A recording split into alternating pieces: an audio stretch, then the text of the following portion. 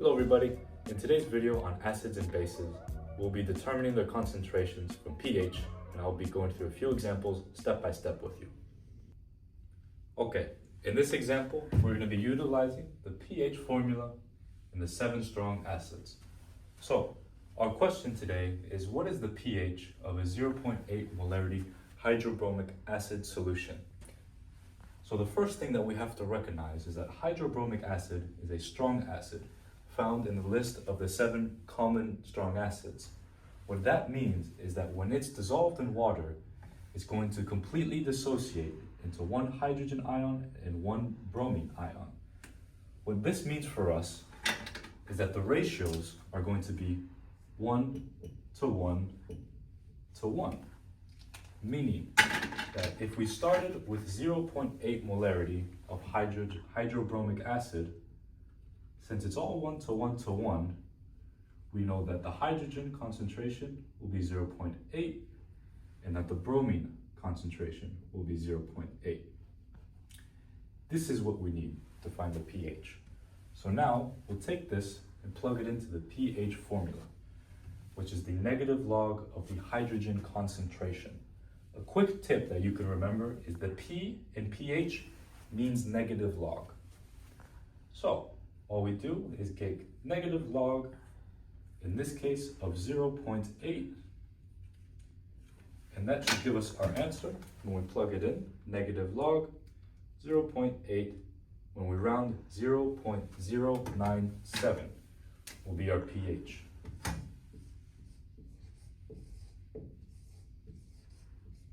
Our final answer. Now in this example, we're told to find the pH of a 0.1 molarity sodium hydroxide solution. Now the first thing that we have to recognize is sodium hydroxide is a strong base, here in the list of 3 common strong bases. Strong bases, when dissolved in water, are going to fully dissociate, as well as strong acids, as we saw in the first example, meaning that sodium hydroxide is going to turn into 1 sodium ion and 1 hydroxide ion, meaning that the ratios will be 1 to 1 to 1. So, if we know the concentration of sodium hydroxide as 0.1, since the ratios are 1 to 1 to 1, we know that sodium concentration 0.1 and hydroxide will be 0.1. This is what we'll be using. Now, notice for pH, we'll be using this concentration of hydrogen ions, but here we have the hydroxide ions. So we're going to use a different formula. It's the same as the pH formula, but we're going to use OH instead.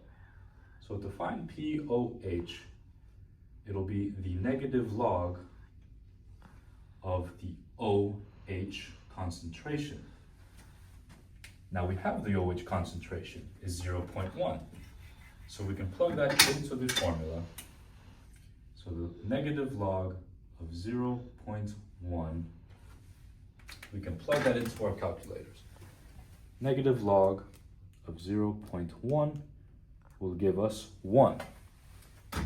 Now, is this the pH? No. 0.1 is the POH. POH is equal to 1. And we're still looking for the pH. So we can use the relationship between pH and POH. When added together, they have to add up to 14 because the pH scale goes from 0 to 14. So now all we have to do is plug this into the equation and rearrange it. So we have the POH as 1 and we're looking for pH. So we can write 14 minus 1 will give us a pH of 13. Our final answer. Now, in this next example, we're told to find the pH of a 0.1 molarity calcium hydroxide solution. So we know from our list of common strong bases that calcium hydroxide, when dissolved in water, is going to completely dissociate. Now, it's going to give us 1 calcium ion, but it's going to give us 2 hydroxide ions. Why is that? Calcium is going to have a positive charge of 2, while hydroxide only has a negative charge of 1. And we need them to cancel each other out. So that's why we give calcium 2 hydroxides, so the positive 2 and the negative 2 can cancel each other out. What is this going to do for us? This is going to change our ratios. If we have 1 mole of calcium hydroxide and we have 1 mole of calcium ion, we're going to have 2 here. So whatever that concentration is for calcium hydroxide, we'll write that 0.1. Calcium is going to be 0.1 as well. Hydroxide, since the ratio is twice as big, we're going to write 0.1, and we have to multiply that by 2 because there's twice as much. So the concentration of hydroxide will be 0.2 molarities. Now, as we saw before, we're going to plug it into the POH formula. POH is going to equal the negative log of our hydroxide concentration, in this case 0.2. Now, let's plug that into the calculator. Negative log of 0.2 will give us 0.7. Let's round to 7. 0.7 is not our final answer. That is the POH. And we're looking for the pH. So let's make room here. We can use that relationship between pH and POH since we know both of them have to add up to 14. So let's rearrange that formula. We have 14 minus 0.7 minus the POH will give us the final answer, the pH of 13.3. Our final answer for the pH. Now, in this next question, we're told that if the pH of a solution of nitric acid is 2, what is going to be the concentration of hydrogen ions?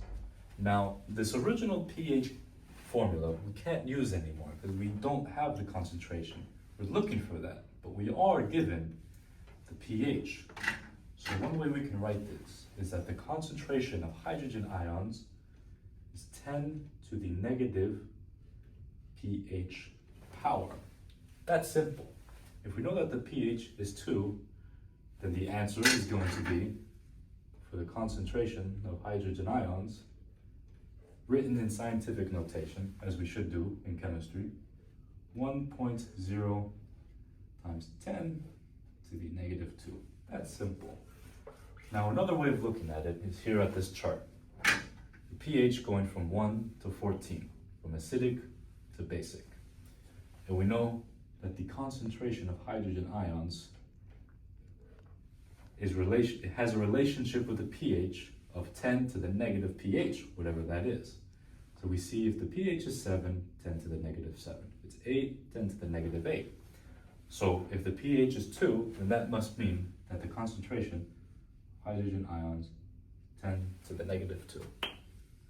Now for this next question, we're told that if the pH for a solution is 11.5, making it basic, for a calcium hydroxide solution, what would be the concentration of that calcium hydroxide? Now, that OH is going to give us, what we can find with the OH is the POH. And if we know the relationship between pH and OH, knowing that they both have to add up to 14, we can rewrite that formula as 14 minus our pH of 11.5 to find the POH of 2.5. And if we look at our chart here that we have written out, if our POH is 2.5, we know that our concentration of hydroxide is going to be 10 to the negative pH power. In this case, POH. So it'll be 10 to the negative 2.5. And if we write that into the calculator, 10 to the negative 2.5, we'll write that down as 3.16.